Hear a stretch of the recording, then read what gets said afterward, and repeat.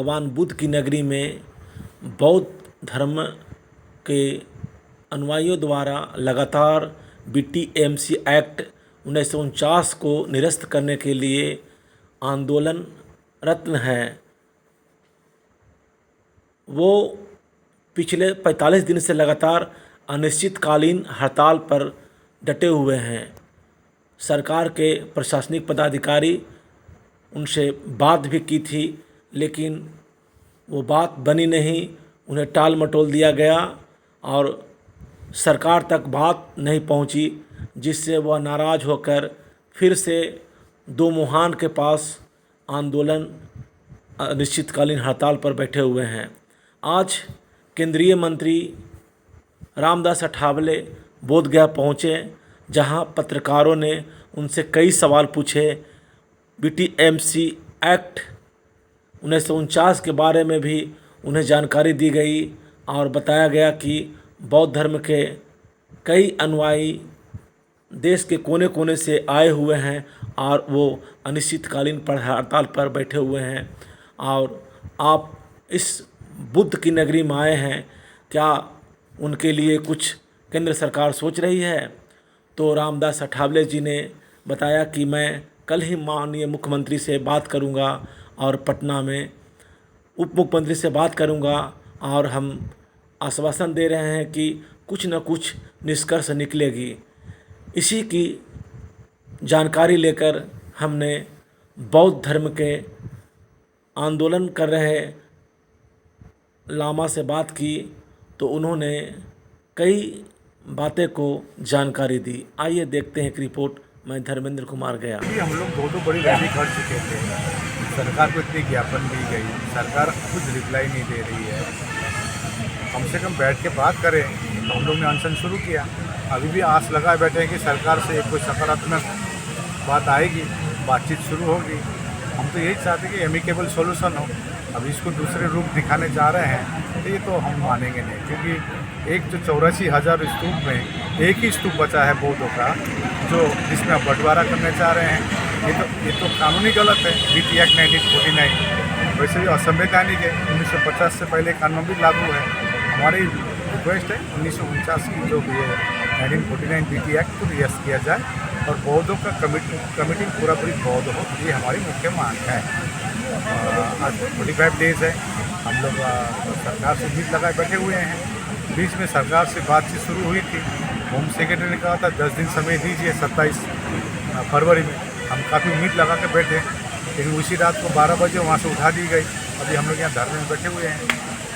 तो हम लोग स्टिल सरकार से उम्मीद लगाए बैठे हैं कि एक एमिकेबल सॉल्यूशन, जैसे देखिए आज जिस प्रकार से अयोध्या की बात करूँ मैं, अयोध्या साकेत नगर थी, हमको मालूम नहीं, हमारे पास ऐतिहासिक रूप है। जिस प्रकार से आप महंत बात कर रहे हैं, 200 सालों की बात कर रहा है, हम 2200 साल की बात कर रहे हैं, ऐतिहासिक प्रूफ है।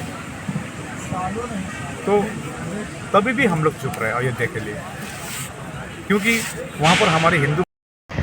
आज घंटे जी आंदोलन का 45वां दिन हो गया।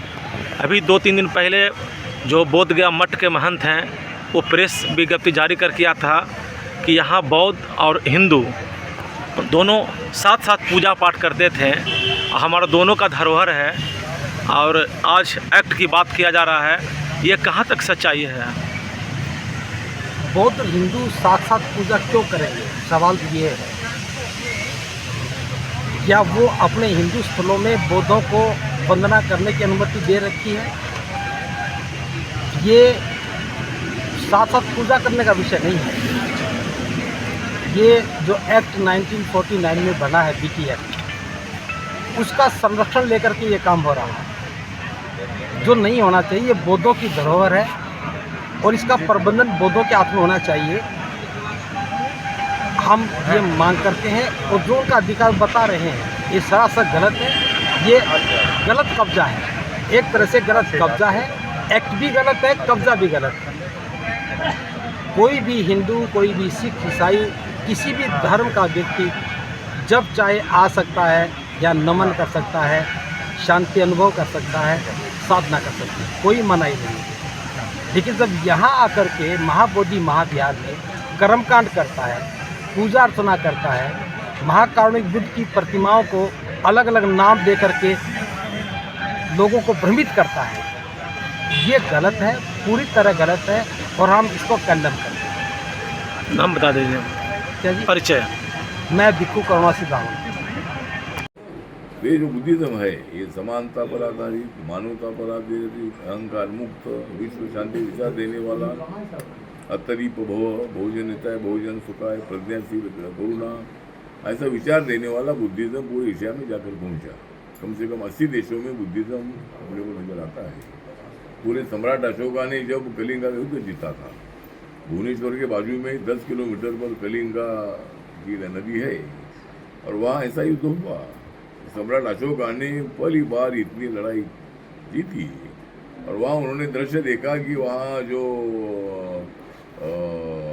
खून की नदियाँ बह रही थी, इतने लोगों की हत्या हुई थी।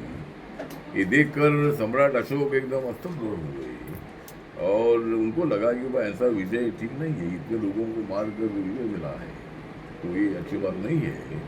इसीलिए बाद में सम्राट अशोका जी ने बुद्धिज्म को स्वीकारा और वो पूरे एशिया खंड में और अनेक देशों में जाकर पहुंचा है।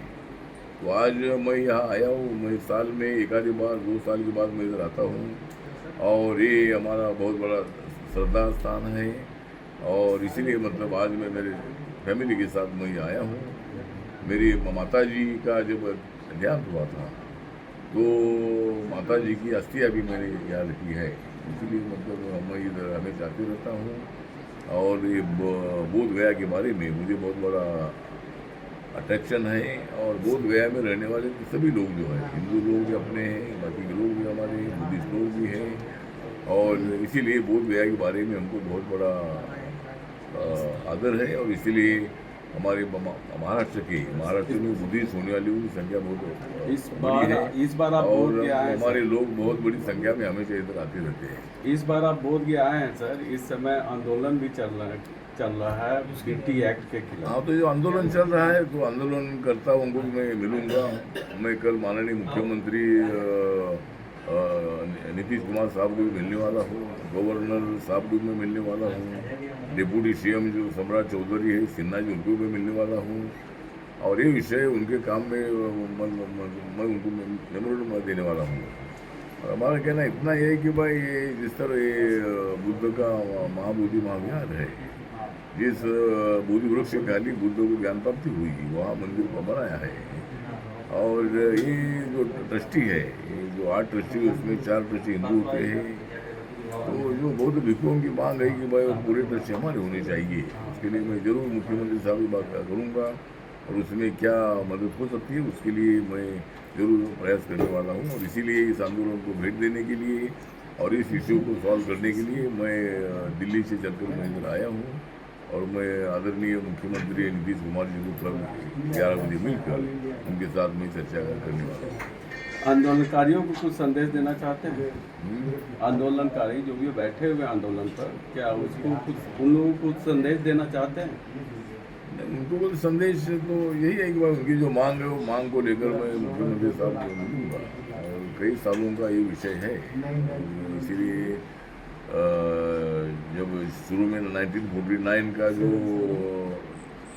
कानून बना है उसमें 4 ट्रस्टी बुद्धिस्ट, 4 ट्रस्टी हिंदू और यहाँ का कलेक्टर चेयरमैन होता है, उसमें क्या बदल हो सकता है? क्या जो भिक्षुओं की मांग है वो मांग मैं मुख्यमंत्री के सामने रखूँगा और उसमें क्या राज्य सरकार मदद कर सकती है उसके लिए मेरा प्रयत्न जारी रहेगा। क्या धरना स्थल पर भी जाएंगे आप?